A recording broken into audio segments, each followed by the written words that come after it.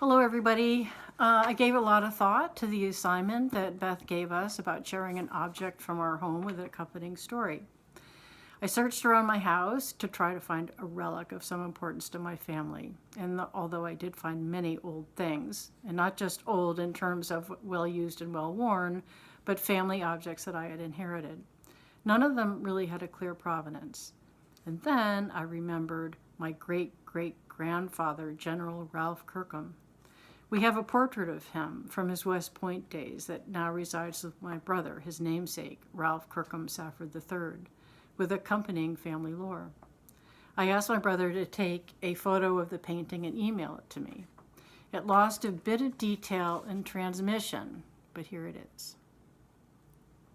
Just to give a bit of history, General Kirkham fought in the U.S.-Mexican War from 1846 to 1848. From his extensive journal writings and letters to his wife Catherine, historians have a first-hand report of the U.S. occupation of central Mexico. This book, edited by Robert Miller, is a compilation of his writings from this time. But he didn't just write about the war efforts. He told of daily life of the Mexican people, of the crops they grew in their fields, bullfights. He described local theatrical productions, and even told about a funeral of a young Mexican girl. He wrote about his climb with 5 other U.S. officers, including Ulysses S. Grant, to the top of Popocatépetl, which is a volcano outside of Mexico City. A few years after his return from Mexico, he was posted outside San Francisco, where he remained for the rest of his life with his wife and their 4 daughters. He retired from the military in 1870 and became a prominent businessman, buying much of the land that became Oakland. But I'm actually interested in telling a different story.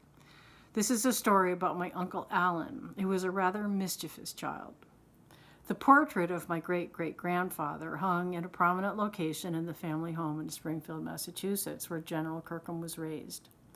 Whenever my uncle would misbehave, he was told, "Why don't you be a good boy like your great-grandfather, General Kirkham?" He would never act like that.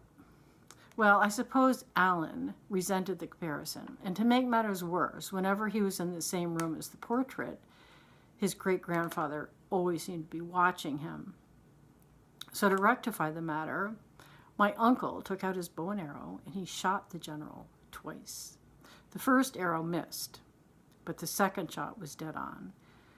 The portrait has since been repaired, but the marks are clearly evident if you know where to look. And one is right there, and one is right there. Although my uncle didn't completely abandon his mischievous ways, he did grow up to be a kind and gentle man. And my great-great-grandfather, well, he continues to watch over his descendants with no further mishaps. And that's my story. Stay well.